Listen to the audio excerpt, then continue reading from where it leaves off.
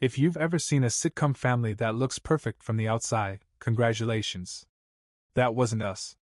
From the outside, we looked fine: white picket fence, dog that barks at leaves, a mom who posts prayer hands emojis under videos she didn't watch. But inside? Let's just say, if dysfunction were an Olympic sport, we'd be bringing home gold. My name's Mason. I'm 23 now, but this story really kicked off when I was 21 and my little sister Sierra finished her first semester of college. Just one. Not a degree, not a thesis, just 14 weeks of eating meal prep from Pinterest and taking filtered mirror selfies in the library she didn't study in. You'd think she cured cancer the way my parents reacted. They threw her a party. A real one. With custom banners, a taco bar, string lights in the backyard, and even a guy playing acoustic covers of Bruno Mars. You know what I got when I finished my full automotive certification? A half-deflated balloon that said "Congrats grad" from the dollar store, left over from someone else's celebration. But Sierra? Oh, Sierra got a car. Brand new. Candy apple red. Heated seats. The kind of car that chirps when you lock it, like it's proud of itself. I stood there clapping while Mom handed her the keys and said, "You earned this, baby. We're just so proud." I looked at my dad. He gave me a sideways nod like he was acknowledging the thermostat had been adjusted, not his son. To be fair, I wasn't jealous of the car. I was jealous of what it meant. Celebration. Validation. A moment. I'd spent 14 months pulling night shifts at Rick's Auto and Tire while juggling classes at a trade school an hour away, sleeping in my truck sometimes between jobs, drinking instant coffee strong enough to dissolve regret. No one came to my certification ceremony. No one even asked when it was. When I told my mom I'd passed all my exams and was officially licensed, she smiled while slicing vegetables and said, "Well, that's nice, honey. You've always been good with your hands." Like I'd made a birdhouse. Sierra posted her car on Instagram with the caption, "She believed she could, so she parked crooked anyway, woman tipping hand #blessed." I posted a photo of my name stitched into a dark blue uniform shirt. No likes. Not even from my mom. And yes, she follows me. I didn't say anything. I never really did. See, in my house, Sierra was the main character. She was sparkly and loud and wore oversized sunglasses to indoor places. I was the background music. The B-roll footage. The guy who helped move furniture and then got cropped out of the family photos. But I didn't complain. I got up early. I worked hard. Rick liked me enough to bump me to full-time. Said I didn't talk much but I listened, and that was rare in our line of work. And slowly, I started saving. Not a lot. But enough. While Sierra was going viral for her graduation cap design that said, "Hotter by the degree," I was underneath a 2004 Civic trying to dislodge a rusted bolt with nothing but prayer and elbow grease. Still, I smiled when she got the car. Clapped even. Ate the tacos and kept my mouth shut when Dad gave a toast that ended with, "She's gonna change the world." He never said that to me. The closest I ever got was, "Don't screw this job up, Rick's giving you a shot." It's weird, the stuff that sticks to your ribs. Like when I fixed Mom's washing machine and she said, "You'd make a great husband someday, handy and humble." But when Sierra got an A in philosophy, she said, "My daughter's gonna be a CEO." Even Maya texted to say, "That girl is going places." I wanted to reply, "Yeah, mostly in reverse, judging by how she handles that car," but I didn't. Instead, I kept working. Quiet. Steady. Showing up early, locking up late. One day, Rick tossed me the keys and said, "Open up tomorrow, will ya? I'm taking the weekend off. You're the only one I trust." That meant something. Maybe more than my own parents' approval ever would. About a month after Sierra got her car, I was working a double shift at the shop. Summer heat, 92 degrees, no AC in the garage, just a giant fan that mostly circulated sweat. Rick had left for his fishing trip, and I was holding down the fort. 8 oil changes, 2 brake jobs, one lady who asked if I could just buff the air out of her tires. You get used to weird requests when your name tag says Mason, mechanic. Around noon, I checked my phone on break. Family group chat was blowing up. Sierra had posted another mirror selfie from inside her car, captioned, "She purrs like a kitten and roars like a queen, face-blowing kiss." Followed by 12 heart emojis and one from my aunt that said, "You're living your best life." I didn't comment. What was I gonna say? Glad the suspension I adjusted for free is holding up. That was the thing. I'd helped with her car. She didn't know that part. Rick had actually given her a small discount on prep work before it left the lot. And I, idiot that I was, had stayed late fixing the calibration on her steering and flushing the brake lines just to make sure it was perfect. Not that anyone would say thanks. They probably thought the dealership installed confidence and grace right next to the cup holders. Anyway, that Sunday started like any other. Quiet. I slept in. For once. No wrench in my hand, no oil stains on my elbows. I made a microwave breakfast burrito and plopped down to watch some reruns of a show where people scream about kitchen knives like they're being hunted by the utensils. Around 3:30 p.m., my phone started buzzing. Sierra. Decline. Buzzed again. And again. Then a text from Mom. "Call your sister. Car trouble. She's stranded. Says it's urgent." Now here's the thing, I'm not heartless. But I am someone who notices patterns. Like how I only get calls from my family when something's broken. Never to check in. Never to say, "Hey Mason, how's work? How's life?" Just, "Hi, fix this." I called Sierra back anyway. She answered mid-freakout. "Oh my God, Mason, my car is like, completely dead. Like, not even blinking. It's just sitting here. In a parking lot. Like a corpse." I asked what happened. "I don't know. I was at brunch, and when I came back, it just wouldn't start. I pushed the button and it made a sad little click and then nothing. What am I supposed to do?" "Well," I said, still half chewing my burrito. "Could be the battery. Maybe the alternator. Can you come fix it? Where are you?" She rattled off some downtown cafe with a name like Exquisite or Yoke Vibes only. I couldn't keep track. I sighed. "Do you have jumper cables?" "No. EW. That's like dirty." "Okay, well, you'll need to get it towed." "Towed? On a Sunday?" "Yeah, most shops are closed today." There was silence. The kind where you can hear the ego deflating. Then she said, "Isn't Rick's open?" "Nope. Closed weekends." She groaned. "Ugh. Then who is open? I need this fixed now. I have work in the morning." That was the moment. I stared at the floor for a beat. The same floor I'd spent hundreds of hours on, standing in my steel-toe boots while everyone else got praise and perks and perks and praise. So I said it calmly. "There's one place open. It's small, but reliable." "Okay. Who?" "It's called Mason's." More silence. "Wait. You mean you?" "Yep. Your garage is open on Sundays?" I smiled. "It is now." I heard the heels before I saw her. Click-clack. Click-clack. Like someone trying to declare war on a concrete floor using nothing but designer boots and misplaced confidence. I was under the hood of a beat-up F-150 when Sierra strutted into the garage like she was auditioning for a reality show called Mechanics? EW. Hair curled. Nails done. Purse that probably cost more than my entire socket set swinging on her arm like a badge of privilege. And yes, sunglasses. Indoors. "Mason?" she said, looking around like she'd walked into a barn. I ducked out from under the hood, wiped my hands on a rag, and nodded. "Welcome to Mason's." She scrunched her nose. "It smells like oil and sadness in here." "Thanks. That's the air freshener." She blinked. I motioned toward the little waiting area I'd cobbled together from Craigslist chairs and a mini fridge with lukewarm water bottles. "Sit tight. I'll take a look at your car in a sec." She didn't move. Aren't you gonna get someone to do it?" I tilted my head. "You're looking at the someone.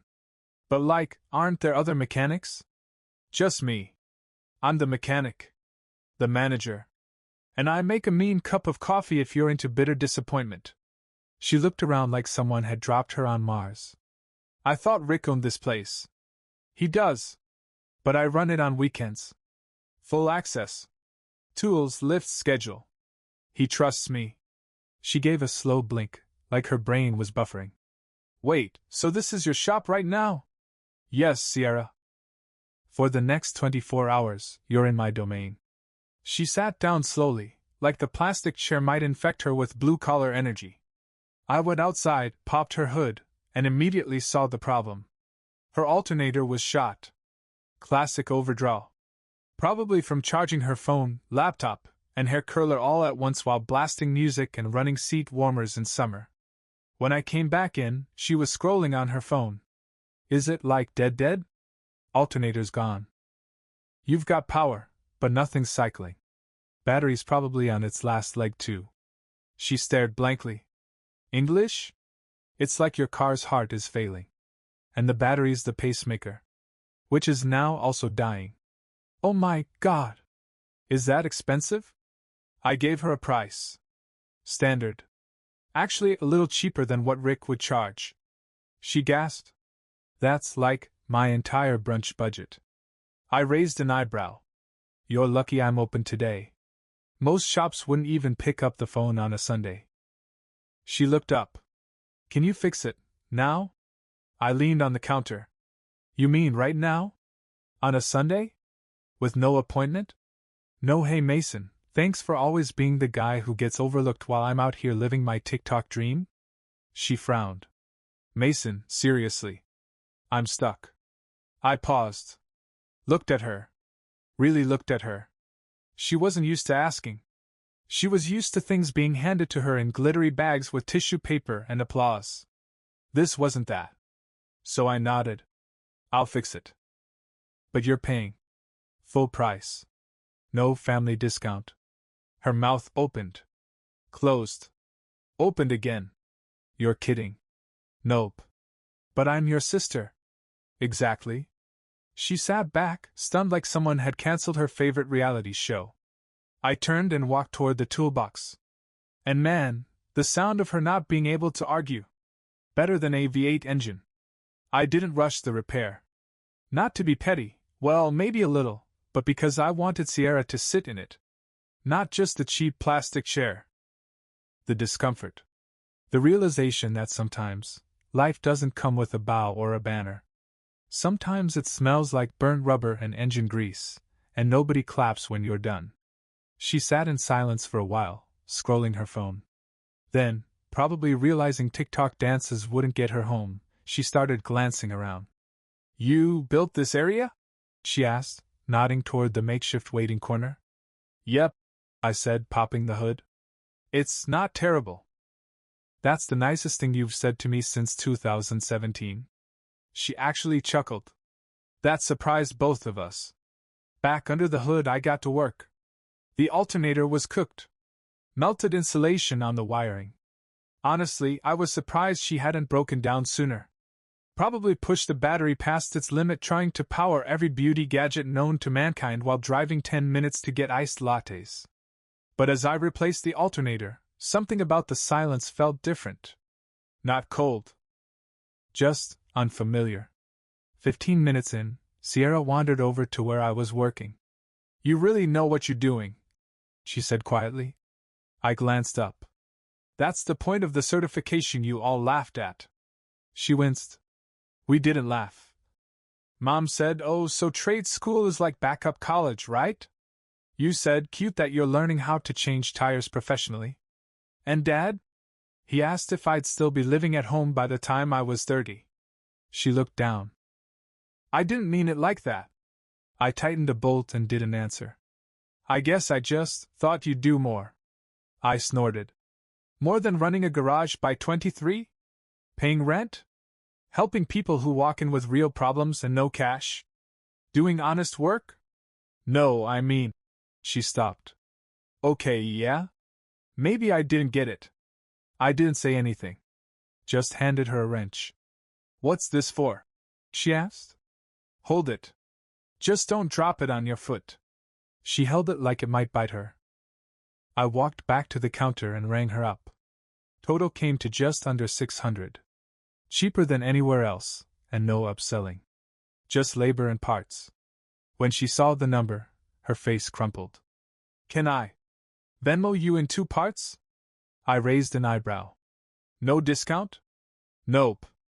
I'm your sister. You were also the one who posted Mechanic Brothers are cute, but I want a man with a real job. That was a joke. Sure. But jokes don't expire when the car breaks down. She sighed. Okay. 2 parts. Swear I'll pay. I nodded.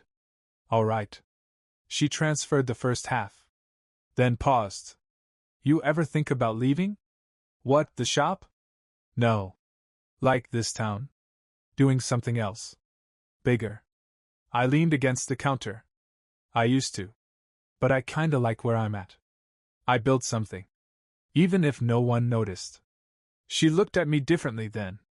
Not like I was the dusty background character in the family slideshow. Not like the guy who just fixes things. But like someone who mattered. Someone who made his own way. You're really good at this, she said. That hit different. For a second, we weren't siblings with years of quiet resentment between us. We were just 2 adults, both realizing the gap wasn't as wide as we thought. She grabbed her keys.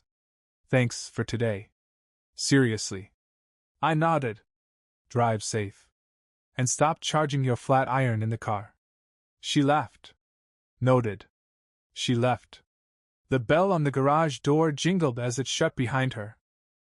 And me? I stood there for a while, hands still dirty, heart a little lighter. Not because she paid. Because, for once, she saw me. I didn't expect anything to change. I mean, Sierra said thanks. She paid half. She left without mocking my tools, which, frankly, felt like a miracle. But I figured by the next brunch photo dump, it'd be back to hashtags and high heels, and I'd fade into the background again, right behind her mimosa. But something shifted.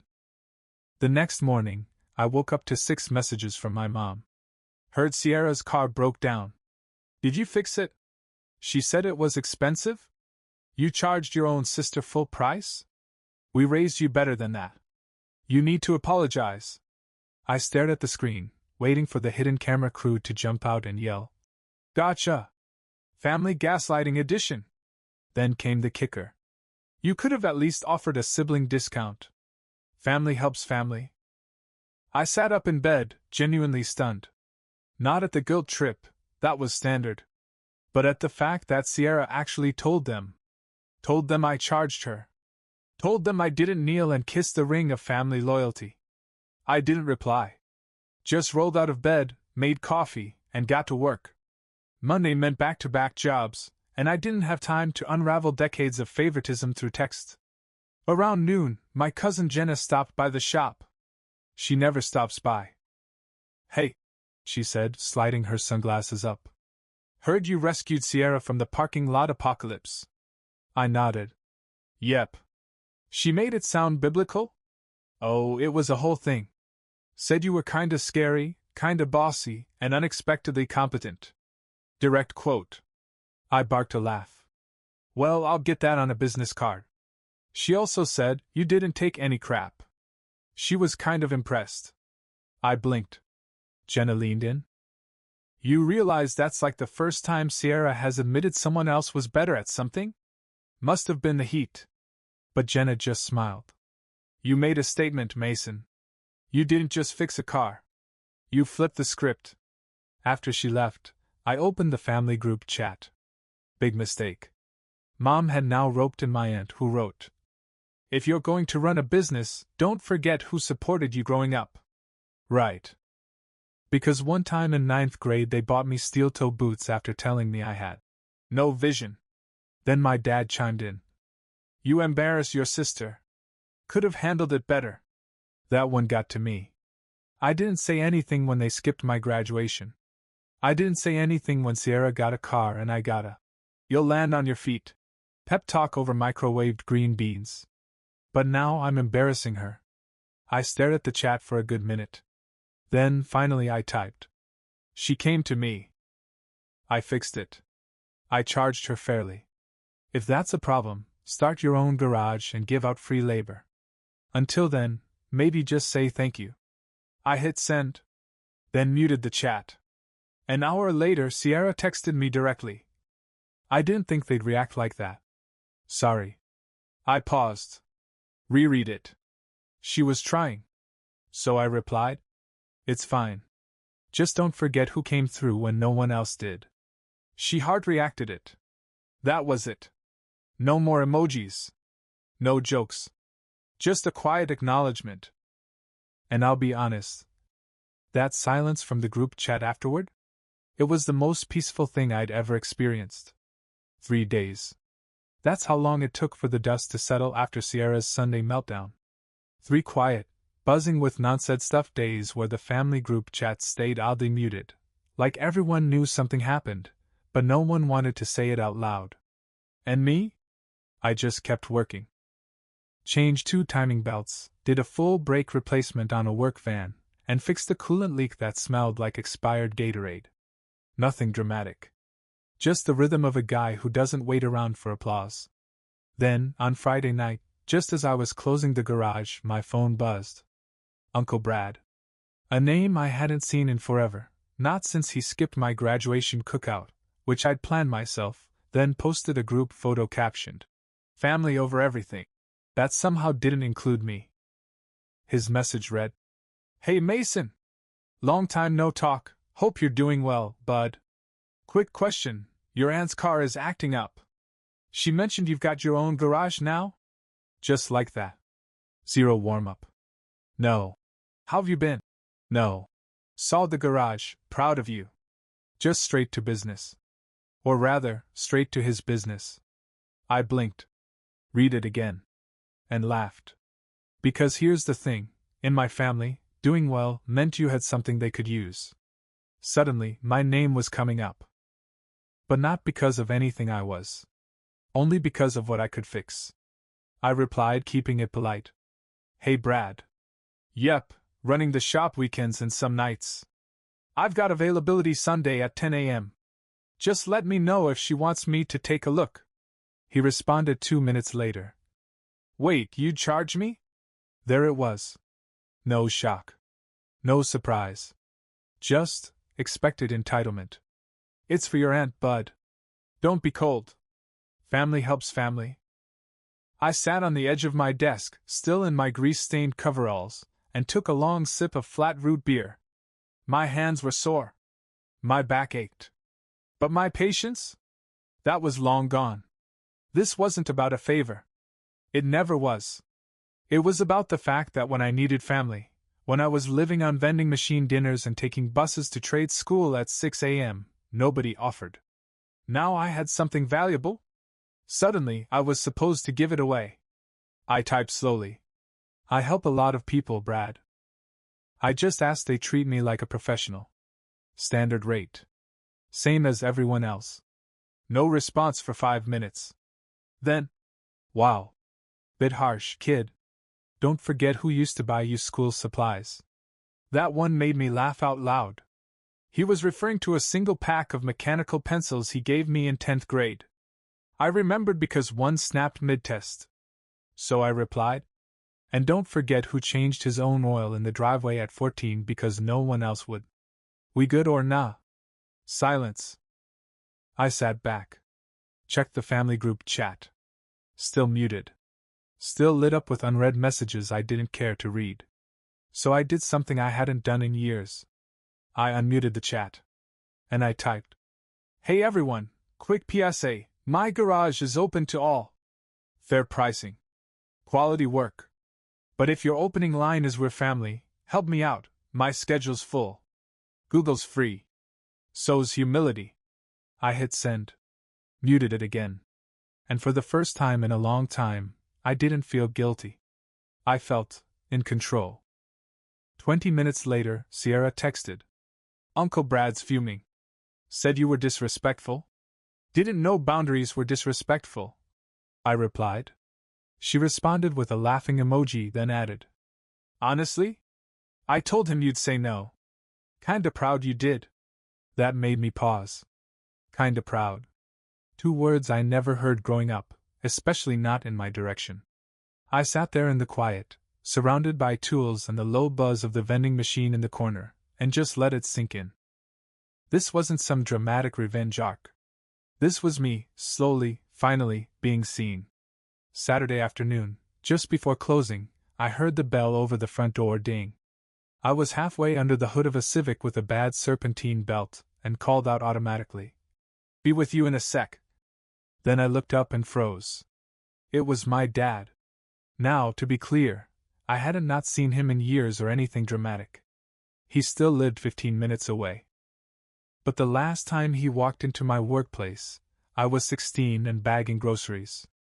And even then, he mostly complained about how slowly I worked and how the real world isn't gonna coddle you. He looked around now like the shop was foreign terrain. Like he'd wandered into a country where he didn't speak the language and everything smelled like rubber and pride. "Hey," he said. I wiped my hands slowly. "You lost or—" He gave a tight smile. "Can we talk?" The tone said this wasn't about his car. The way his eyes scanned the place said he didn't expect it to look this real. "Sure," I said, walking him to the back office. Basically just a desk, a coffee maker, and a corkboard full of invoices and sarcastic memes. He sat down across from me, cleared his throat. "I heard what happened with your uncle." I leaned back in my chair. "From who? Him? Or the family broadcast team?" He ignored that. "You embarrassed him." I snorted. "He asked me for free labor. I offered a slot on the schedule. I'm not running a donation center." "You could have said it nicer." "I did." He didn't respond right away. Just looked at the floor like it held the answer he came here for. Then he said it. "You know, when you went to trade school, I thought you were settling." I stayed quiet. "Not because I don't respect hard work," he continued, "but because I thought you were giving up on more. You were smart. Thought you'd go into something bigger." I smiled without humor. "You mean something you could brag about?" He flinched. "Not much. But enough. I used to hear the other dads talking about their kids in law school, med school, and I'd say, well, my son's good with tools. And you said it like it was a punchline." I added. Silence again. "I came here," he said slowly, "because I realized something last week." "Oh? You've built something. On your own." "People talk about this place now. Not just in the family, in town. You're known. Trusted." I raised an eyebrow. And I underestimated that. "You." I waited. Not out of rudeness, but because I needed him to say it. "You deserve more credit than you've gotten," he said. "And I'm sorry for not saying it sooner." I leaned forward. "You know, Dad, I never wanted much. Just to be treated the same. Sierra finished 1 semester and got a car. I got certified, started working full-time, and you said, guess that's what happens when you don't aim high." His face tightened. "I thought I was pushing you." "You weren't," I said. "You were betting against me. And now that I've made something of myself, everyone's scrambling to cash in." He looked like he wanted to defend himself, but didn't. Instead, he asked, "So what now? You just shut us all out?" "No," I said. "I just stopped offering free respect." "You want back in? Cool. Earn it. Same way I had to." He looked me dead in the eyes. "That's cold." I stood up. "No. That's the temperature you set years ago." He didn't yell. Didn't slam a door. Just nodded slowly and left the office like he was walking out of a courtroom that didn't go his way.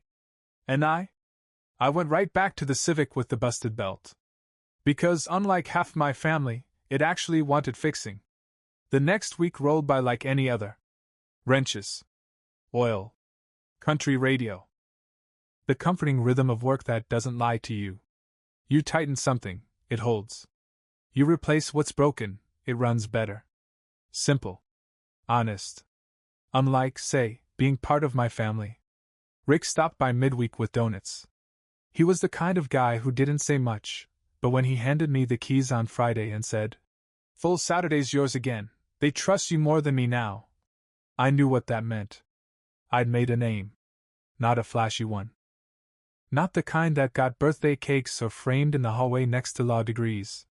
But the kind that mattered to real people when their car wouldn't start and they didn't want to be scammed.